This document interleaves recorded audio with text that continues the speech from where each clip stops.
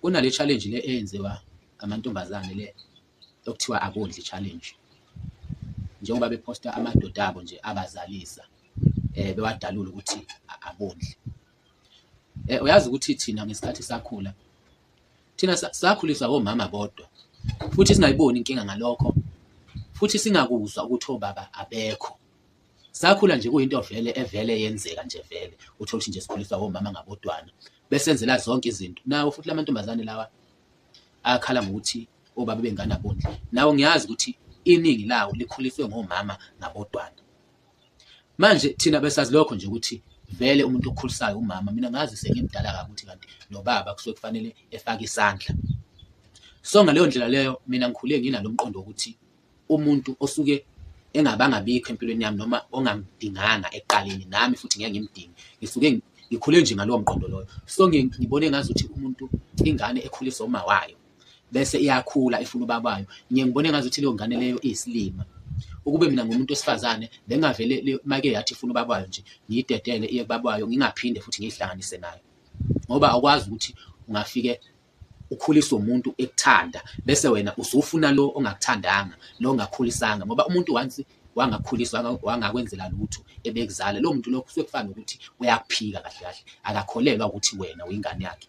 So ngiyangithi ke mina ke once umuntu ekulahlile uchaza ukuthi vele uyakuphika, so akufanele nawe ulokhe uzama uyifaka empilweni yakhe.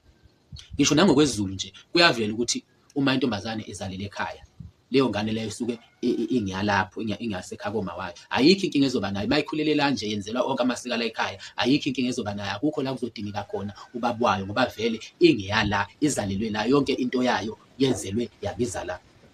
Manje amanga akuhlaza nje la ukuthi usazomdinga ubaba wakho umdinga kuphela uma ukuthi ikhona into exhumanise naye, njengokuthi nje mhlambe bayalobolana noma wakho noma bayalobolana bashiya phakathi, kodwa nje nawe wakwazi ukuthi ufakwe esibongweni sakhe ngale. Ingaleso sikhathi ke omdingayo ngoba usuthuliwe vele emadlozini akhe, kodwa uma ungathulwanga emadlozini akhe usuke ungamdingi ubaba wakho.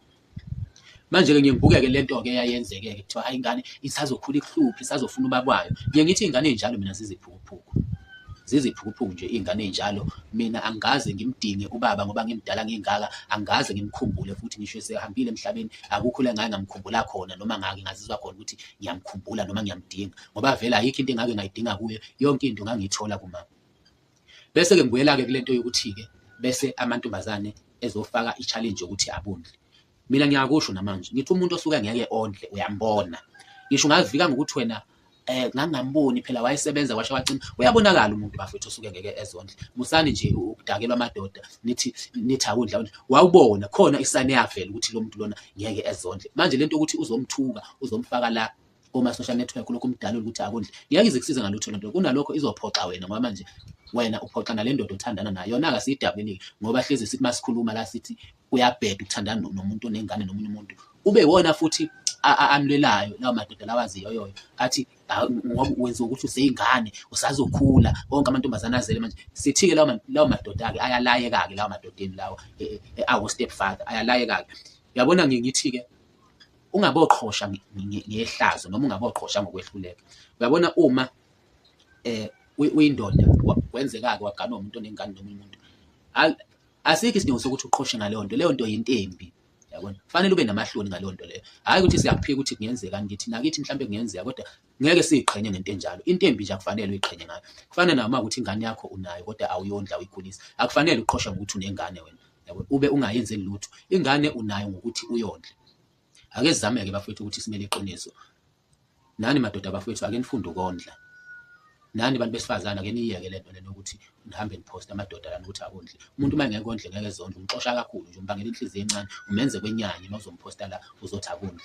Akenzi ngephutha, wenza ngamabomu ukuthi engondle, kumthuka kwakho ngeke kuze kukusize ngalutho.